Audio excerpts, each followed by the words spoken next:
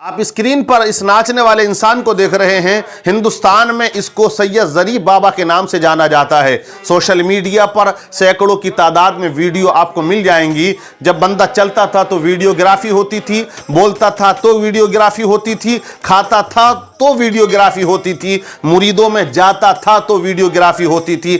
ہر چیز کی آپ کو ویڈیوگرافی سوشل میڈیا یوٹیوب پر آپ کو مل جائے گی۔ لیکن اس بندے کا قتل کر دیا گیا ہے، گولی مار کر سر میں ہلاک کر دیا گیا ہے۔ لیکن تحقیق یہ کی جا رہی ہے کہ مارنے والے 4 لوگ تھے، جن میں ایک ڈرائیور بھی ہے اور کچھ مریدوں کا بھی نام نکل کے آ رہا ہے۔ اب معاملہ کیا تھا، یہ تو معاملہ پوری تحقیق، وہ پوری رپورٹ جب سامنے آئے گی تب پتہ چلے گا۔ لیکن انومان یہ لگایا جا رہا ہے کہ پراپرٹی کا معاملہ دولت کا معاملہ تھا، کیونکہ یہ بندہ افغانستان کا رہنے والا تھا اور یہاں کی ناگرکتا ابھی حاصل نہیں ہوئی، جس کی بنیاد پر اگر کوئی زمین بھی لینا چاہتا تو وہ اس کے نام پر نہیں ہو پا رہی تھی۔ یہ اپنے پلاٹ خریدتا مریدوں کے نام، جو قریب میں رہا کرتے تھے ان کے نام کر دیا کرتا تھا۔ یہ باتیں نکل کے سامنے آ رہی ہیں۔ لیکن آپ کو میں بتا دوں کہ 5 سال یا 4 سال کے اندر اس انسان نے 5 کروڑ کی اپنی سمپتی بنا لی۔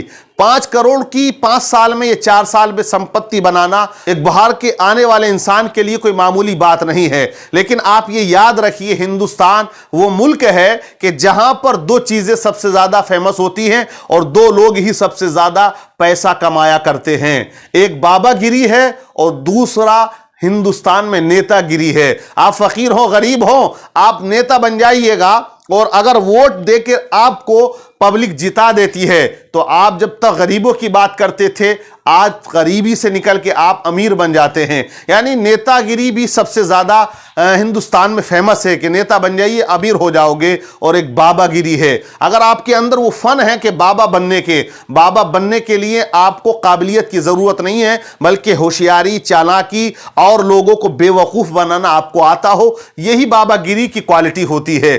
کیونکہ بابا گیری ایسی چیز ہو چکی ہے کہ لوگ اندھ وشواسی ہندوستان میں سب سے زیادہ پائے جاتے ہیں۔ یہی حال تھا کہ بندہ شریعت کے خلاف کام کیا کرتا تھا۔ حالانکہ مرنے والے کی برائی نہیں کرنی چاہیے، لیکن میں برائی کی نیت سے نہیں، میں لوگوں کو بتانا چاہتا ہوں اور جاگرک کرنا چاہتا ہوں کہ ولی کون ہوتا ہے۔ لوگ ولی اسے سمجھ لیتے ہیں کہ جس کی زلفیں بڑی ہو، یا ٹوپی بڑی ہو، یا جبہ بڑا ہو، یا ہاتھوں میں انگوٹھیاں زیادہ ہوں، یا گلے میں چینیں، زنجیریں اور مالائیں زیادہ ہوں، اسے لوگ کہتے ہیں ولی ہے۔ جو دسترخوان پہ بیٹھ کے 5 کلو گوشت کھا جاتا ہے، لوگ کہتے ہیں ولی ہے کہ خود تو کھا رہا لیکن خانقاہ میں مریدوں کو بھی پہنچا رہا ہے۔ اس طرح کی کرامتیں فوراً لوگ بنا دیا کرتے ہیں۔ اگر کسی پیر کی خوراک زیادہ ہے تو لوگ کہتے ہیں حضرت نہیں کھا رہے، بلکہ حضرت اپنے مریدوں کو بھی یہیں سے عالم تصور میں بھیج رہے ہیں اور کسی کو کوئی خبر بھی نہیں ہو پا رہی ہے۔ لیکن ولی ہوتا کون ہے؟ ولایت کا ڈیفینیشن کیا ہے، کنڈیشن کیا ہے، یہ یاد رکھیے۔ قرآن پاک پڑھیے، قرآن میں اللہ فرماتا ہے الا ان اولیاء اللہ لا خوف علیہم ولا هم يحزنون الذین آمنوا وكانوا يتقون۔ وہ لوگ جو ایمان لائے اور تقوی شیاری کو اختیار کیا، وہ ولی ہوتا ہے۔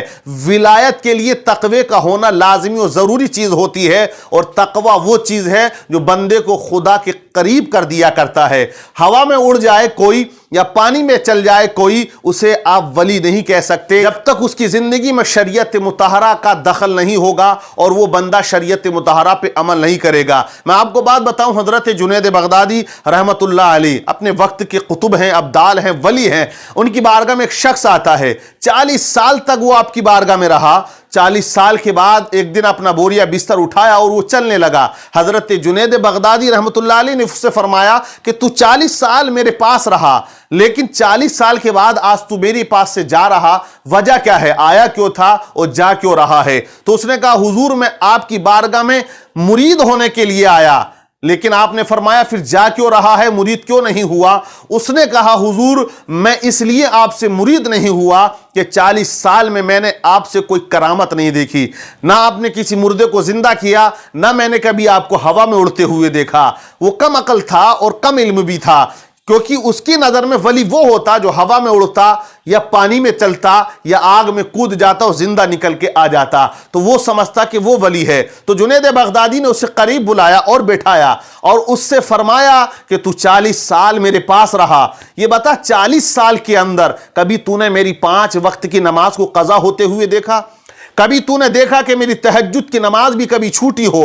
तो वो खादिम वो कहने लगा, हुजूर वाकई 40 साल में मैंने कभी आपकी कोई नमाज कज़ा होते हुए नहीं देखा, कभी मैंने आपको तहज्जुद छोड़ते हुए नहीं देखा। तो आपने फरमाया, बता इससे बड़ी करामत और क्या हो सकती है? वो ये बात सुनता है, कदमों में गिरा और आपका मुरीद हो जाता है। लेकिन यहां पैगाम ये दिया जाता है कि विलायत की कंडीशन और डिफिनेशन यही है कि वली वो होता है जो शरीयत मुतहरा का पाबंद हुआ करता है, शरीयत पे चला करता है। अगर हवा में उड़ना विलायत की दलील है तो जितने मच्छर हैं, पंछी हैं, तमाम वली कहलाएंगे। अगर विलायत की डिफिनेशन कंडीशन यह है कि पानी में चलना अगर विलायत है तो जितनी मछलियां हैं वो तमाम की तमाम जो है वली कहलाएंगी। लेकिन वली वो होता है जिसके दिल में खुदा का खौफ होता है। लेकिन ज़रीफ बाबा की बात करिए, चंद दिनों में फेमस हुआ, गोली मार दी गई और सरेआम कत्ल कर दिया जाता है। लेकिन ये वो इंसान है जिसने 150 साल जीने का वजीफा भी लोगों को बताया है। आप सुनिएगा, 150 साल तक, 150 साल तक जिंदा रहोगे, उम्र करोगे। यह हो पाए जो अभी मैंने आपको बताऊंगा, 150 साल तक आप जिंदा रहोगे। ये वो इंसान है जो 150 साल जीने का वजीफा बता रहा, लेकिन खुद 35 साल की उम्र में ही दुनिया से चला जाता है। ये वो इंसान है जिसने ये भी कहा कि जो मेरा नाम पुकारेगा या ज़रीफ बाबा कहेगा अल्लाह के नाम के साथ में, तो मैं उसकी मदद करूंगा और मैं उसकी मदद करता हूं और मैं उसकी हेल्प के लिए पहुंच जाता हूं, उसके बिगड़े हुए काम बन जाते हैं। और मेरे चाहने वाले के साथ है, सबसे इश्क और मोहब्बत है, और मेरा आशीर्वाद हर पल हर लहज़ा मेरे भक्तों के साथ है। हर मुसीबत, हर मुश्किल, जो मेरा भक्त, मेरा मुरीद मेरा नाम को पुकार ले या ज़रीफ, और मैं उसकी मदद में पहुँचते हैं। ये वो इंसान है जो गैब की बातें बताने का दावा करता है। ये वो इंसान है जो कहता है कि मैं अवतार हूं, अपने आप को ख्वाजा गरीब नवाज के नस्ल से जोड़ता है। परदादा का बेटा अपने आप को बताता है। हिंदुस्तान की सरजमीन में चंद दिनों में फैल जाता है और लोग मुरीद भी हो जाते हैं, आगे पीछे भी फिरते हैं। लेकिन आप देखें किस तरह की क्वालिटी इस बाबा के अंदर थी। लेकिन मैं ये कहूँगा कि अल्लाह ने आपको अक्ल दी है। इंसान और जानवर में यही फ़र्क है कि जानवर को अल्लाह ने अक्ल नहीं दी, इंसान को अल्लाह ने अक्ल भी दी है और नफ्स भी दिया है।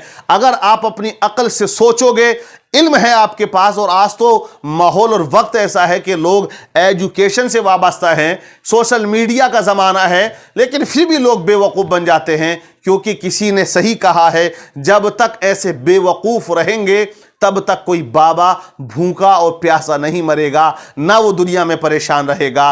तो क्वालिटी अलग थी। आप मिसाल देते हैं हमारे मुल्क के पीएम साहब की लिबासों की कि उनके लिबासों की क्वालिटी ऐसी होती है, ऐसा वो लिबास बदलते रहते हैं। लेकिन मैं कहूँगा कि ये बाबा भी कुछ ऐसे हैं कि इनके लिबासों की क्वालिटी आप देखिए और ऐशो इशरत देखिए, किस तरह से ये मज़े करते हैं। कभी फूलों में ढक दिया जाता है, कभी पैसों में इनको ढाक दिया जाता है, कभी पैसों की बौछार इनके ऊपर होती है, कभी कुछ बयान करते हैं जनाब और कभी कुछ करते हैं। लेकिन खुद का पता नहीं था, क्योंकि मौत एक खुला हुआ राज है। ये याद रखिए, मौत एक खुला हुआ राज है। खुल गया, पता सबको है, मरना है।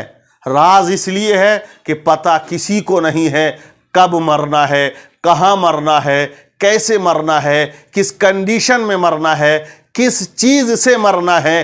गोली से मरना है या गिर के मरना है, बीमारी से मरना है या तलवार से मरना है, किसी को कोई पता नहीं। ये राज है, इसका पता सिर्फ अल्लाह को है। वो रब है सबका, वही जानता है।